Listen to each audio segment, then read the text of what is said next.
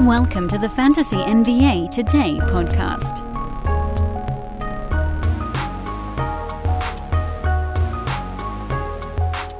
Hello, friends. Welcome to Fantasy NBA Today. It's Wednesday, March the 16th, and we got a kind of a quickie episode today. Short Tuesday recap and also a short streaming discussion. But settle back. I'm sure we'll say we got a short one, and then it always ends up as 30-something minutes anyway. We'll dive on into it. And, of course, we will have promo today. We had sort of a promo-free Tuesday show other than we call that internal promo here at Sports Ethos. Did I say hoopball presentation? I might have. It's a Sports Ethos presentation. SportsEthos.com is the website. Ethos Fantasy BK, the single best fantasy news feed on planet Earth. Best combination of speed and analysis you can find anywhere. See if we can get them up around 8,000 follows on Twitter. That'd be cool. But we got lots of stuff going on the promo side. We'll get to that eventually. But first, 4-game recap. Tuesday, blowout city, the first couple of ball games, but there was kind of a few little fun things mixed in there. Memphis didn't have Ja Morant as expected. Tyus Jones had 10 assists, didn't shoot the ball well, which kind of blew up what was otherwise going to be a really nice ball game for him. He had 2 3-pointers, he had a steal. All we needed really was for him to hit like 5 out of his 11 shots instead of 3, and then we would have been cooking.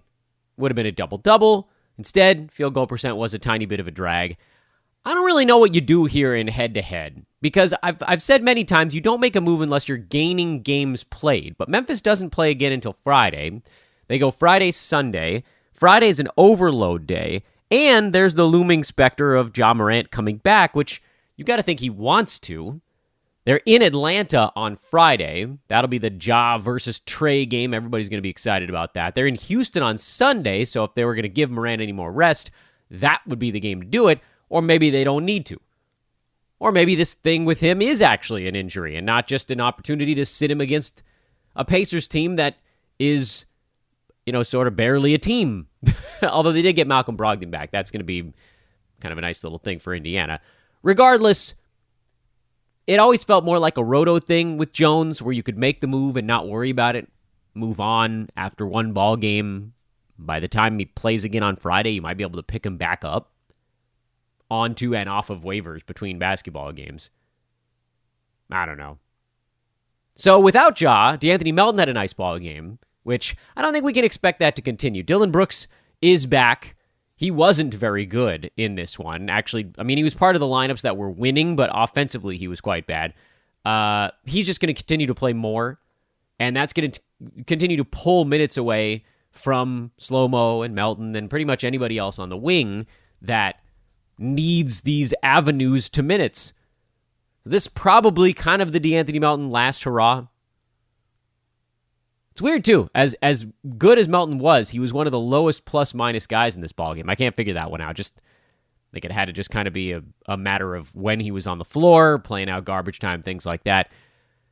As I said a couple days ago when Melton had a terrible ball game, if you wanted to hang on for one more game, you could, but you didn't have to. If you did, you got this good one. But now you got the couple days off, and Ja might be back, and it's that same issue. Brandon Clark's minutes were back down in this ballgame. JJJ not in foul trouble. Steven Adams not hurt.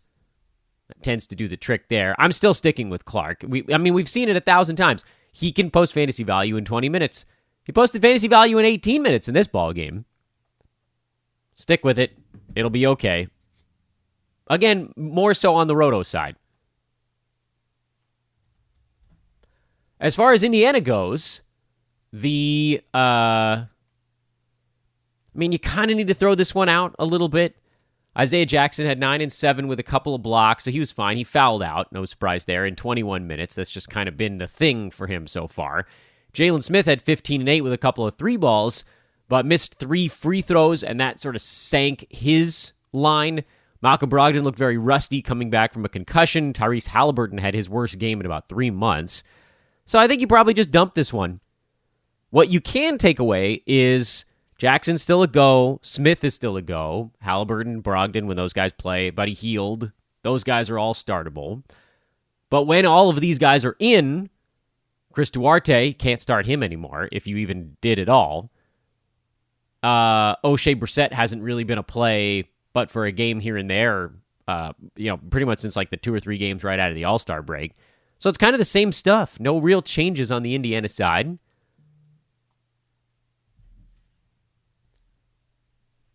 Yeah, so where you're at with that one.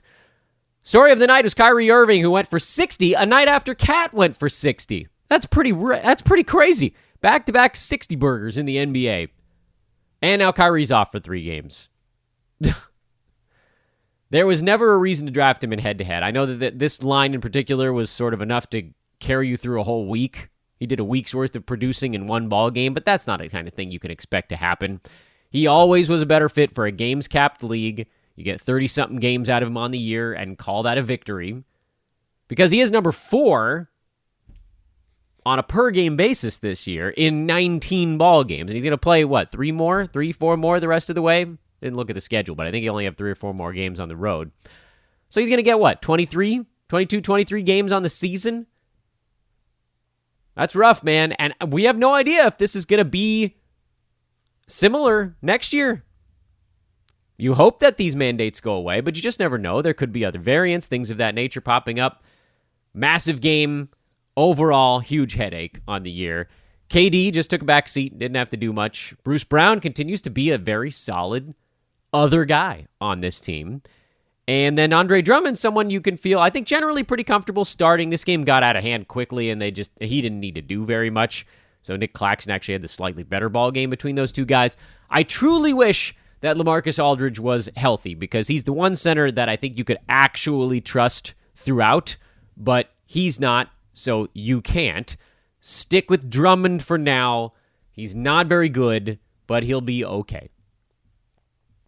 Orlando got blown out. They were without Jalen Suggs, so RJ Hampton got the start and was fully unimpressive. If you were trying to stream Magic, which I did on Markelle Fultz, actually, and he kind of salvaged his game with a steal and 2 blocks, but otherwise that was pretty bad for him. Moe Wagner, oddly enough, was the Orlando stream choice that would have worked out. Because Wendell Carter Jr., Mo Bamba, Chuma Okeke, Franz Wagner, Cole Anthony, these guys were already on rosters, so I don't even count those guys in the mix. They were all generally fine. Everybody that I just listed was fine. The streamers, RJ Hampton, if you had the opportunity to pick him up late when we found out that Suggs wasn't playing, Mo Wagner, who's actually been decent lately, and then with Bamba in foul trouble, that really unleashed Moe Wagner on things. 17 and 11 on the double-double. They do play again tomorrow, so scheduling-wise, you'll get kind of another crack at it. If you picked up any of those streamer guys, being Hampton, Wagner, hopefully you didn't pick up Gary Harris. He was listed as available, but he didn't play because, old. Fultz, hopefully tomorrow's better. Hard to know, but they do play Detroit, so one would think that's a slightly more competitive ball game than this one. Kyrie just single-handedly obliterated them. Friends, opportunity to remind you once again to check out our buddies over at ThriveFantasy.com. Love them. They're doing a great job with us here. A lot of money being won by sports ethosians at Thrive Fantasy because you guys are sharp, and it doesn't take the kind of intense digging down to the bottom of the absolute bottommost barrel DFS thing to win. If you know what the stars are going to do on a given night, you can turn that into cash over at ThriveFantasy.com. So prop up with our promo code ETHOS. Easy, super easy. ETHOS, 5-letter word. ETHOS. That's it. Super simple. You get 100% deposit match bonus up to $100 on your first deposit. And with a deposit as small as $10, you get those 2 contest entry tickets for free. You get 2 contest entry tickets into the $20 nightly contests for free with a $10 deposit. That's crazy. Even if there wasn't the 100% deposit match bonus, it's already ridiculous. $10 deposit gets you an extra $10 in your account from the match and another $40 in contest entry tokens, effectively. So $10 gets you 60 in play. It'd be really hard for you not to win something with $60 of screwing around on that website.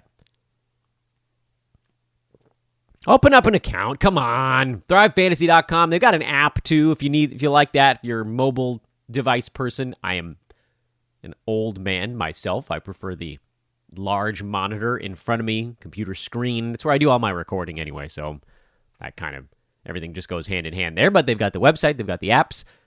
Available for Apple devices, Android devices, you name it, they've got it. ThriveFantasy.com, promo code ETHOS. Sign up today. Get all them free bonuses. Next on the docket, Detroit in Miami. Jimmy Butler, you son of a... Get it together, Dan. The Jimmy Butler experience has been painful this year. Another mid-game injury, another questionable tag. This one in the middle of a 2-game week. Butler at just 48 games played on the year. He is ahead of Anthony Davis, so he hasn't been quite that annoying this season. He is ahead of Kevin Durant, but I would argue he's been less annoying because KD's stuff was one big chunk where you got to throw him in your IL for a month and a half. 2 months. It was like 2 months, huh? Well, Jimmy Butler missed what? 3 weeks with a tailbone. Well, it was a week with a tailbone, then 3 weeks with a tailbone, then a week with an ankle, and then a couple games with a sinus congestion, and now it'll be another ankle. It has been an intense pain in the butt. He's a massive draft day annoyance, and this is just the latest in it. I suppose I should consider myself grateful that it happened in the middle of a 2-game week anyway, so they could rest him for 1 game and get him 5 days off before they play in Philadelphia next Monday, when the Heat actually start to have a better playoff schedule. I mean, last week they had 4. Previous week they had 4. They went 4-4-2, 4-4 in this 5-game stretch where most of you guys will have our 3 weeks of playoffs. Then they have 3 the last week of the regular season, but kind of who cares? So the Heat were, other than this week, a pretty damn good playoff schedule team. Unfortunately now, Butler looks like he's going to basically throw up a goose egg this week. He played half of this one before getting hurt, and my guess is he ain't playing in the other game this week. Can you drop him? I mean, he's Jimmy Butler. You kind of have to hope that your playoff... Like, if this is the last week of your playoffs, you could drop him. Your season's ending. But if your season continues, you kind of have to just sit on it and hope he's ready for a 4-gamer next week because he's too damn good. You will crown some other team the champion if they pick him up. That's tough, man. That is tough. This is generally kind of an ugly game for everyone other than Tyler Hero on the Miami side, who's having a very good sixth-man season. A lot of his stuff is based on scoring. We've kind of been down that road a little bit here. If Butler does miss this next one, on the Roto side, you could expect Hero to have a big ball game. You could probably expect someone of like either Max Struss actually, or Victor Oladipo. Maybe he does a little bit more, or Gabe Vincent. But you're not taking that plunge. It's just too risky. Detroit's the interesting team here because they also play tomorrow and Saturday. They have easily the most interesting schedule of any team this week because not only do they go on the off days, they go on the off day including Saturday, where, yeah, I mean, more teams play on Sunday than Saturday, but both of them are not what I would call overload days this week. Sunday is closer, certainly, to an overload day. It's not quite Wednesday or Friday level. What's the actual number of games on Sunday this week? 9? I think it's 9. So it's kind of like Monday, where it's a pretty full card, but you might have 1 or 2 spaces open, startable spots on your roster. Detroit goes on Saturday, so not only do they have a good schedule, but you could drop one if you need to clear out a spot on Sunday, if you wanted to. Then they go 4 times every other day next week, 4 times a week after that. So if you like what you're doing with Detroit, you can hang on. Yeah, I don't think you'll necessarily need to, because the streamers on Detroit are very much schedule streamers right now. Isaiah Stewart came back, had foul trouble in his 22 minutes. Marvin Bagley still played 29 and a half minutes, actually close to 30 in yesterday's ball game. He didn't do very much with it. Line was depressed by his free throw shooting and went 1 for 4 at the foul line. The other stuff was actually, fine. No Cade Cunningham in this one. So Rodney Magruder got the start, and left with a hamstring strain. Killian Hayes ended up as kind of the streaming win. He played 30 minutes off the bench, 9 points, 8 assists, and a steal. He's the guy I think you trust going forward, even if he's not the starting point guard. Corey Joseph only played 18 minutes. He had foul issues. Hayes had foul issues. Detroit committed 30 personal fouls in this ball game. Miami took 39 free throws. Yeesh. That's a funky one.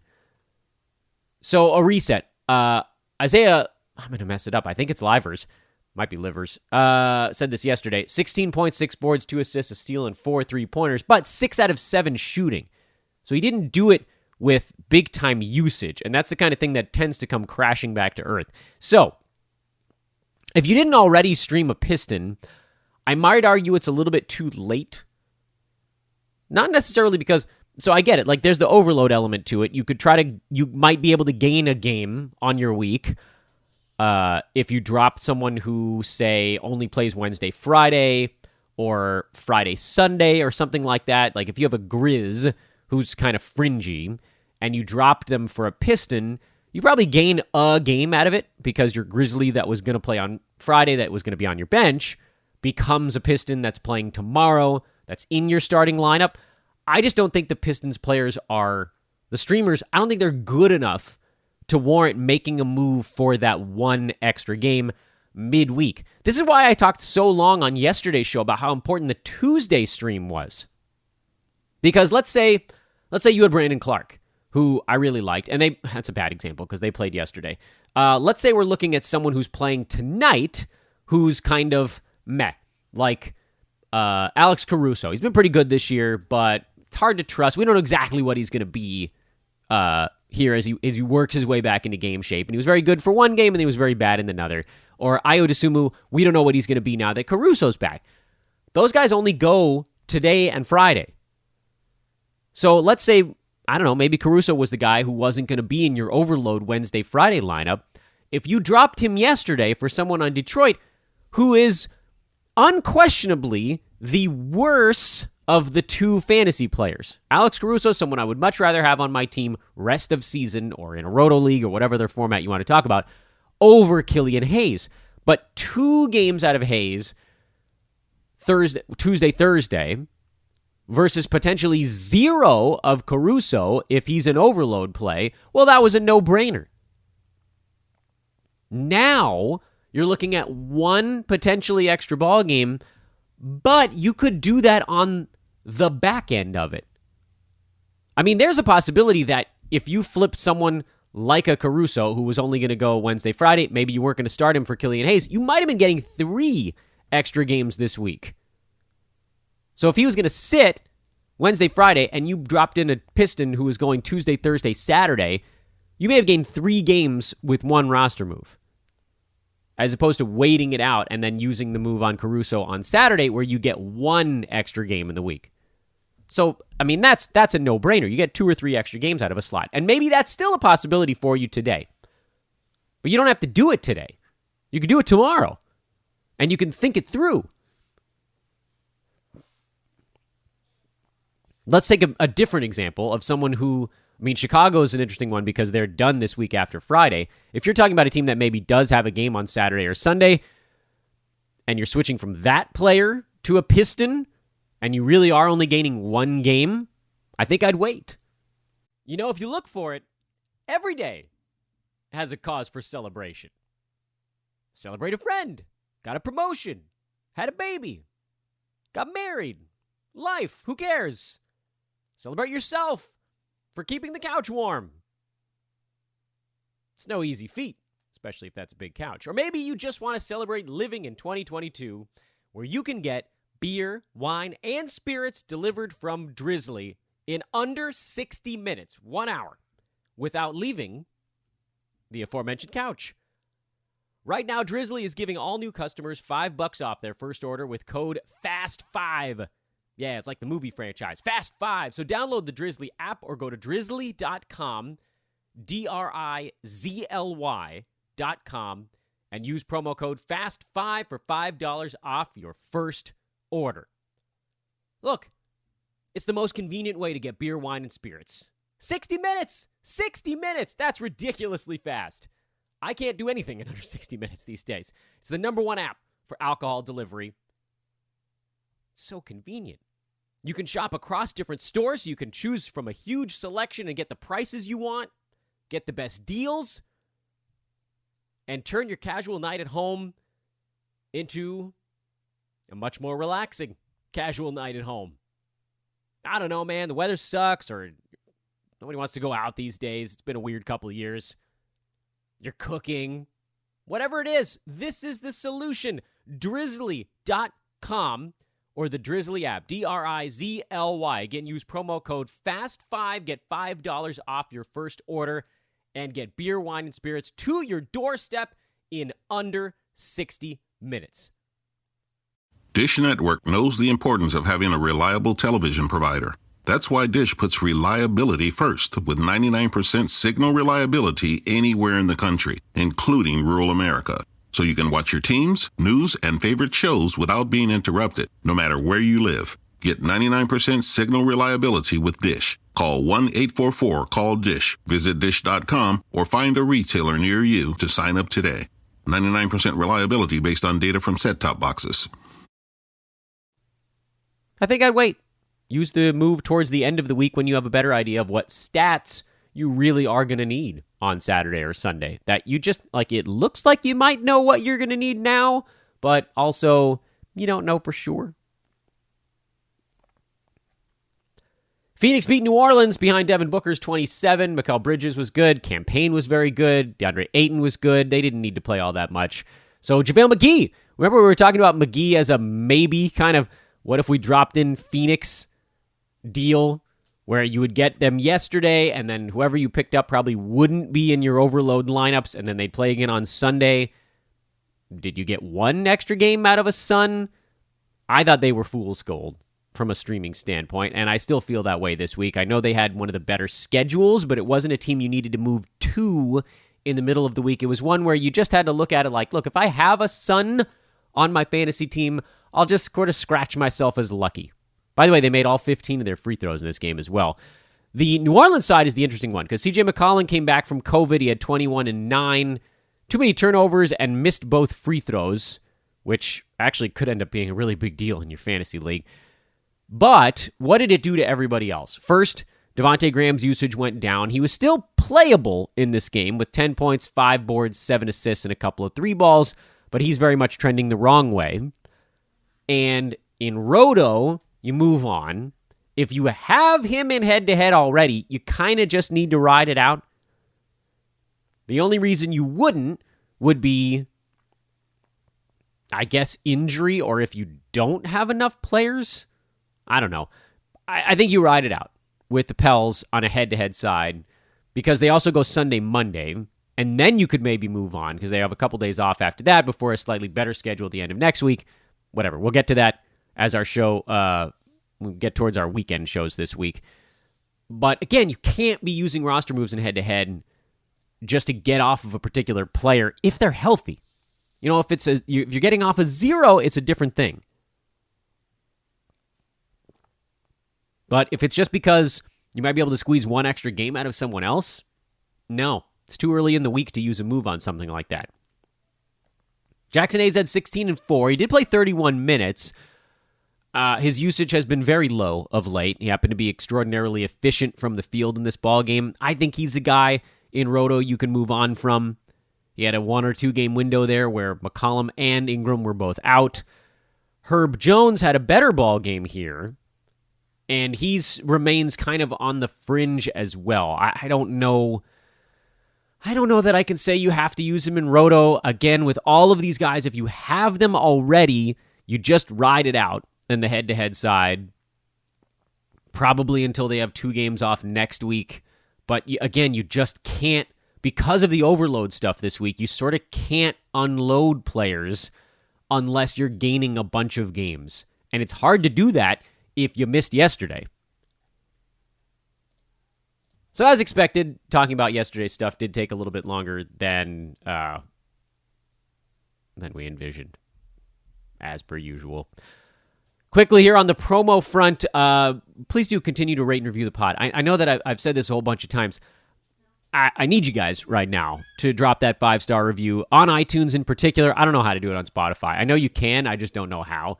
iTunes, it's pretty easy. If you've got the software open on your computer, you can just go to the podcast tab and search for Fantasy NBA Today. If you're on a mobile device, which I'm betting most of you are, open up the podcast app, and you have to search for the name of the show. Even if you're already listening to it right now, which you are, because I'm talking to you, go to the search function, search for Fantasy NBA Today. Make sure you click on the name of the show up near the top, not one of the episode names, and it'll take you to the show page where you can scroll down to the bottom. That's where you can drop in the 5-star review. I will love you forever. Thank you in advance. We just need to stockpile these bad boys as we roll through the offseason and then into next year. And if you've already done it, see if you can grab someone else in your household to do it too. Really, this does mean a lot. It would go a long, long way. Maybe I'll do something on social media to try to squeeze a few more out of you guys. Thank you in advance. Also, follow me on Twitter at Dan Vespers because we continue to recruit here at Sports Ethos. Got a lot of submissions from you guys, folks that want to take over a fantasy football podcast. That's pretty cool. We are looking for folks who believe themselves to be fantasy experts and want to break in on the video side of the equation. So hit me up on that front. We got some opportunities there. At Dan Vespers on Twitter, DanBesbris, or just Google Dan from Hoopball. I know it's the old name of the site, but it remains the easiest way to find me. Please do find me, by the way. Also, prizes. Hey, might have one of those. You can hit me up about that while you're at it. Would love to hear from you anyway. Who the hell are you guys? Who's listening out there? Somebody. And shout out to our 3 other partners here. Manscaped.com, promo code ETHOS20 for 20% off and free shipping on your order. Whatever you may get over there. Go try the lip balm or the shears. That's the most affordable stuff. That's the most affordable stuff over at manscaped.com. So that way you can kind of try it out a little bit. Make sure to use the promo code ETHOS20. MyBookie.ag. Oh, I forgot to tell you guys about their crazy March Madness stuff going on. The prizes are out of control over there. First place is 1 Bitcoin, which I believe is worth about $40,000 right now. Maybe more. Is it more than that?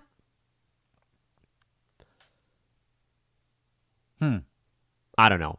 Predict winners in each round of the MyBookie bracket contest for a chance to win a Bitcoin, a Doodle NFT. Those are worth about $50,000 and over $100,000 in cash prizes. Whether you're filling out multiple brackets, betting on the championship winner, or just looking for player and game props, MyBookie's got you covered. Use promo code HOOPBALL when you make your first deposit and earn a free entry into the My Bracket contest. So that's the key. You got to make a first deposit, which, by the way, you can do a deposit as low as $20 on MyBookie. Selections began 3 days ago. They close tomorrow, Thursday. So make sure you open up in your account. Use that promo code HOOPBALL. It's on the 3rd page of sign up. I've had to walk a lot of people through this because it's not the easiest thing in the world. You sign up. First page, you pick a username. 2nd page, you put in your address. 3rd page is where it's hey, where did we find out about you? Put the promo code HOOPBALL in there. HOOPBALL. We haven't changed it because we've been with them for 2 years now. HOOPBALL, all one word. When you sign up, it'll say, how did you hear about us? You can choose podcast. You can type in this podcast name. That stuff is optional. Just make sure the promo code is in there. And then when you make your first deposit, choose the bracket entry. By the way, this means that if you do that now, you're not competing against everybody else at MyBookie. You're competing against these folks making their first deposit and people buying into the contest. An entry into the contest is $10 if you want to do it and it's not your initial deposit. So that's going to cut down, I think, on a lot of people actually getting into it. People are I don't really want to spend $10 on it, which means that your competition is going to be smaller. That gives you a great opportunity to win. And there's so many prizes, up to 750 winners. The bottom 250 win $60. The next 400 win $200. The next 90 win $300, and then it climbs. 10th place $400, 9th place $500, 8th place $600, 7, 6, 1,000. Fifth place, 1,500. Fourth place, 3,000. Third place, 5,000. Second place, a doodle that's worth almost 50 grand. A Bitcoin that's worth about 50 grand. Big prizes here in the My Bracket, My Bookie contest. Make that first deposit. Get your free bracket entry. Or if you're just a My Bookie player, and hell, over the last couple of years, you've won like $800 with our free bets over there. Take $10 of that, throw it into your bracket contest. I don't care. Although, honestly, I'd rather you take $10 from all the My Bookie winnings and go open up a Thrive Fantasy account. Let's wow them, man. Let's wow these places. Let's be like, they're going to look at us and be like, damn, Sports Ethos, you guys are the best partner we've ever seen. All right, enough promo. Streaming stuff. I'll make it simple. Don't. It's a 12-game card tonight. If you are streaming in your playoffs, today is not the day because you are in overload mode. The only thing I would think is if you're looking a day ahead, and so we'll make this, like we've always done, a 2-day thing. Tomorrow, Detroit and Orlando are the only two teams that play. It's March Madness Day. They basically wiped out the NBA, so Wednesday and Friday are overload days. The only reason you'd be doing anything today is if you're a day ahead. If you're making a move for Wednesday, don't. Don't. You should have plenty of players on your team, even if someone or someones are ruled out due to injury. Okay? You should have plenty of opportunity. Plenty of guys you can drop into your lineup. Really. Like, I'm not kidding. If you do something today, I mean, really just don't. I don't even care if you have someone injured on your team. Don't do anything with them today. You don't have to. That's it. Not adding anything else. Tomorrow, on the other hand, is a different story, and it comes back to what we talked about before. So here's the thing. Brooklyn is done this week on Friday. Basically, look at your schedule here if you want to, or just do it with me. The Brooklyn, the Clippers, LA Clippers, the Heat, and the Bulls are all done this week after Friday. Those teams, I think it's just the 4 of them, don't play over the weekend. Those are the only teams where you should consider making a move on Thursday. Here's why. The teams that go on Thursday, Detroit and Orlando, were teams we already looked at on yesterday's show as Tuesday streamers, critical ones. So you should have made your moves to those teams yesterday. Doing it tomorrow basically admits that you screwed up and you should have done it 2 days sooner. Or, again, maybe it's injury related. So that's the other thing. If you have someone on your team where, maybe they don't play today, or they do play today and they get hurt, and then you're like, crap, well, they were set to go Friday, Sunday, and now I'm not going to get anything out of that team. That's basically your reason to make a move tomorrow. The reason to make a move tomorrow is basically if you have someone on your team who will not play for your team after tomorrow. There. That's the shortened way to think of it. So Thursday, that's your Thursday. So that's Brooklyn, Chicago, Heat, Clippers. If those players are not set to be in your Friday starting lineup. That's the big red check mark next to it. If you have, I don't know. If you have, like Zach Levine, he's going to be in your lineup on Friday. If you're going to even go like more fringy, Bruce Brown, probably going to be in your lineup on Friday with as good as he's been lately. He's been, by the way, very good. He's been extremely good lately. But just for our argument's sake, we'll just take a big name player. Zach Levine is obviously going to be in your lineup on Friday, so you're not going to drop him on Thursday. If you're talking more fringy on these teams, so who is a fringe player on Brooklyn, Chicago, Clips, or Heat? Fringy would be, well, you're not going to have anyone on the Heat on your team anyway because their schedule's been horrible. So let's just wipe them off the board. But if you're looking at like the Clippers, remember they had a 5 games and 7 night stretch that started last Tuesday. Maybe you've just been sitting on them all the way through, and now all of a sudden you've gotten to today and thought, not that excited about this team anymore. But here's the thing. Is the fringe player on the Clippers, like, did you start them? Are you going to start them tonight? Because if they were good enough to start tonight, they're probably good enough to start again on Friday. And if they're not good enough to start tonight, you should have moved off of them yesterday. This is streaming 101, was to look at this and look at today, Wednesday, and look at Friday and say anybody on those teams that I just mentioned, those 4 teams that don't play over the weekend, basically weren't going to play for your fantasy team anymore after Monday. Is Ayo Dosunmu good enough to make your overload roster? Probably not. Probably not. Is Alex Caruso? Maybe. He's close. Is Reggie Jackson? Yeah, probably. He's been good enough lately. Zubats? Yeah, he's probably been good enough. Anybody else in the Clippers? Marcus Morris? Only if you really need a center. Yeah, I guess okay. He's been close. Terrence Mann? No. Amir Coffey? No. Luke Kennard? No. No. Lots of no's on the rest of those guys. Chicago, we talked about. Brooklyn, Drummond, Claxton, Patty Mills, no. Goran Dragic, well, they played yesterday at least, so that was a little bit different. So with them, that's a time where you could have potentially waited it out and made the move today or tomorrow. So Brooklyn's not as great an example, because at least they played on Tuesday. Clippers, Bulls, those are your really good ones, because they go Monday, Wednesday, Friday, and then off the rest of the week. You could look at that team on Tuesday, yesterday, and say, hey, you know what? Dosunmu, sorry, you've been really good for my team for a little while, but you're not going to play for me on Wednesday or Friday, so effectively, this is a one-game week for you. So that would have been a gain of maybe 3 games, picking up a Piston yesterday, who will definitely play Tuesday, Thursday, Saturday. But again, by not doing it yesterday and doing it tomorrow, you're basically admitting that you just didn't do it at the right time. You're chasing. And maybe it's still worth it because perhaps you're getting 2 games in a situation where you would have gotten none. But doesn't it feel a little bit silly to not have done it with 3?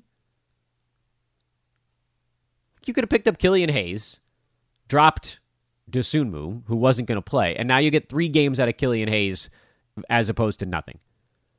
So this is why tomorrow I really feel pretty strong. Again, today, do nothing. Please do nothing. I beg of you, do nothing. Tomorrow, and I'll repeat this on tomorrow's podcast because it is such a critical point.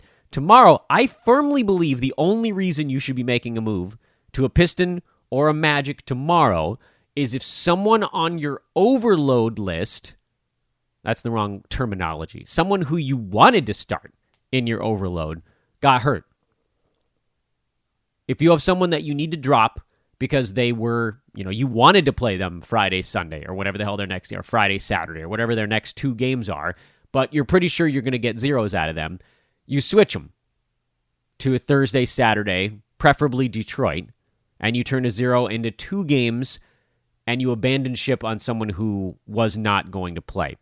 The other way to do it, maybe, if no one on your team gets hurt and you still have like 2 or 3 of your 4 weekly moves left, then you might be able to talk me into getting off of a Bull or a Clipper. Those are the ones. Those are the 2 teams. And again, you really shouldn't have any fringy heat on your team anyway, and then Brooklyn had that game on Tuesday, so there's sort of a little bit of a different bird. But now, again, tomorrow, Brooklyn, Chicago, Clippers, Heat. Tomorrow, your moves are, if anyone on your team gets hurt and you're going to get 0 games out of them the rest of the week, you switch them for a Piston or a Magic. Or, if you are not planning to use a Brooklyn Net, Chicago Bull, a Clipper, or a Heat in your Friday overload lineup, you can move off of them tomorrow, provided you have enough weekly moves left, and provided the stream option on Detroit, particularly Detroit. That's the one you want because you could move off of them on Sunday if you needed to, and that player is good enough. Like if Killian Hayes is still floating around out there, that's probably good enough. If somebody dropped Marvin Bagley, that would be good enough. If Isaiah Stewart didn't get picked back up, that would be good enough. That kind of thing. So streaming actually pretty important for tomorrow. Not important today. Don't do it. And that's our show. And hope you enjoyed. please do drop that 5-star review. I will talk to you all on social media. It has been a hell of a run here the last, month and a half on social. We've been doing a lot of lifting out there, and I hope you will join us for it. At Dan Vespers. Talk to you tomorrow. So long.